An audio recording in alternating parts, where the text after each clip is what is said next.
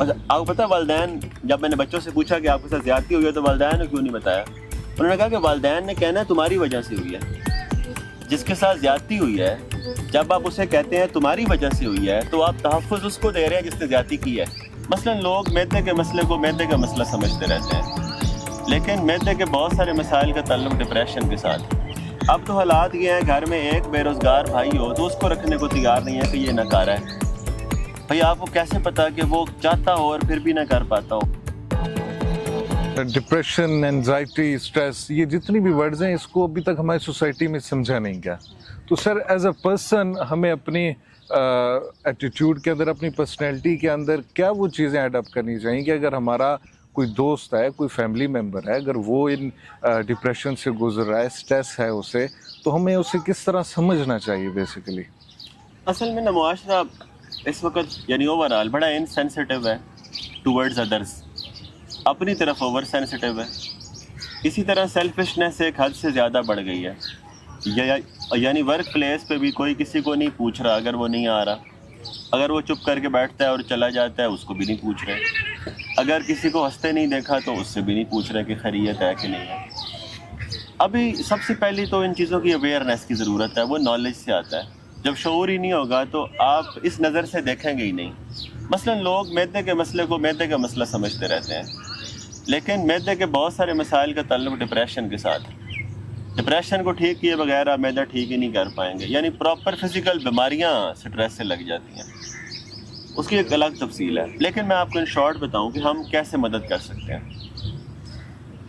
جس آدمی کو سننے اور سمجھنے والا بندہ موجود ہو نا، اس کی پوری برین کی پروسیسنگ ٹھیک ہونے لگ جاتی ہے، اس کا پورا نروس سسٹم ریسٹور ہونے لگ جاتا ہے، وہ اپنی سائیکی میں خوف سے نکلنے لگ جاتا ہے، صرف اور صرف کہ وہ اپنی باتیں کس کا شیئر کر سکے۔ ایسے آدمی کے ساتھ جو جس پہ وہ اعتماد کر سکے، جو اس کو سنتا ہو، سمجھنے کے لیے جج نہیں کرتا ہو، یعنی کون سا بندہ جو نان ججمنٹل ہو۔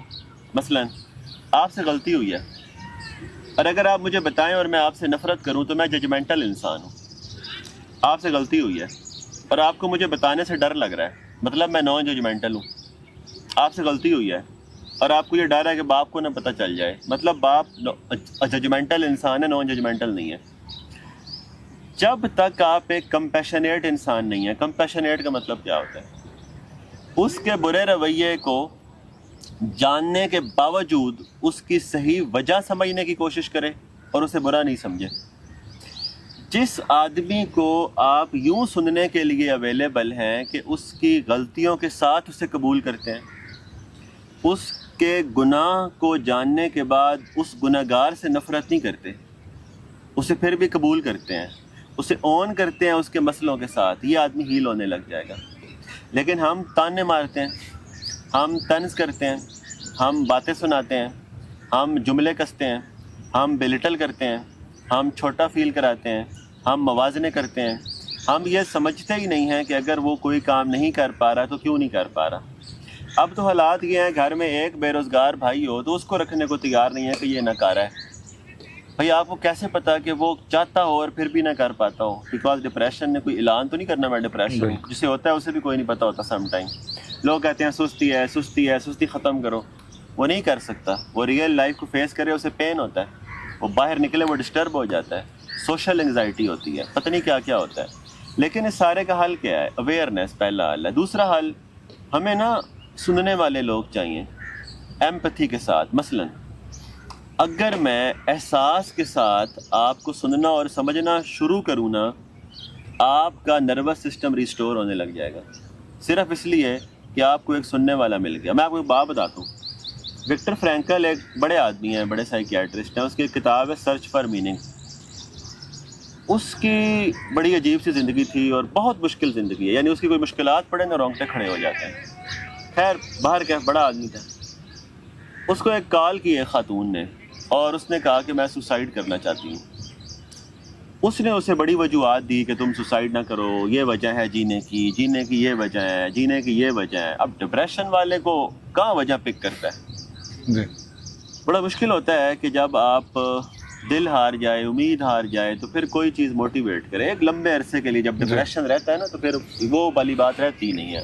امید پہ کھڑے ہونا بڑا مشکل ہو جاتا ہے. باہر کیف وہ رات کال چلتی رہی، کال بند ہو گئی. ایک موقع پہ وہ خاتون وکٹر فرینکل کو ملی.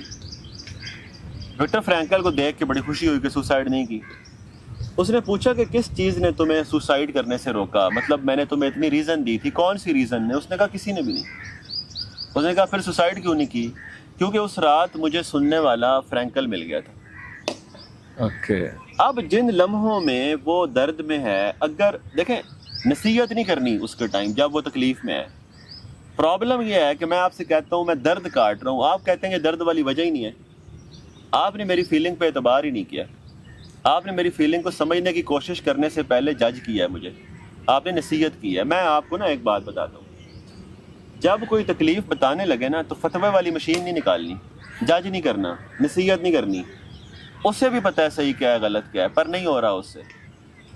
جب کوئی ہرٹ ہے، تکلیف میں ہے، چپ بیٹھا ہے، اسے وہ کنڈیشنز پرووائڈ کریں کہ وہ اس بارے میں بات کرے.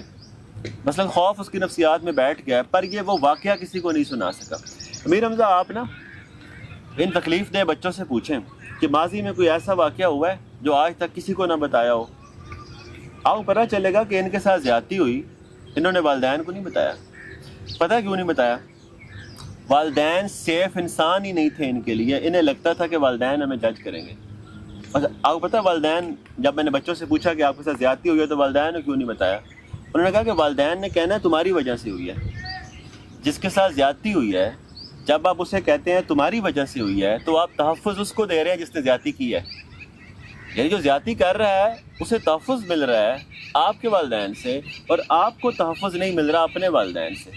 یعنی ایموشنلی سیف پلیس دیں کسی کو تاکہ وہ اپنی تکلیف کہہ سکے.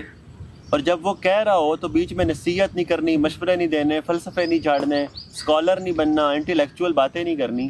سننا ہے، سمجھنا ہے. دیکھیں اتفاق کیے بغیر بھی سنا اور سمجھا جا سکتا ہے.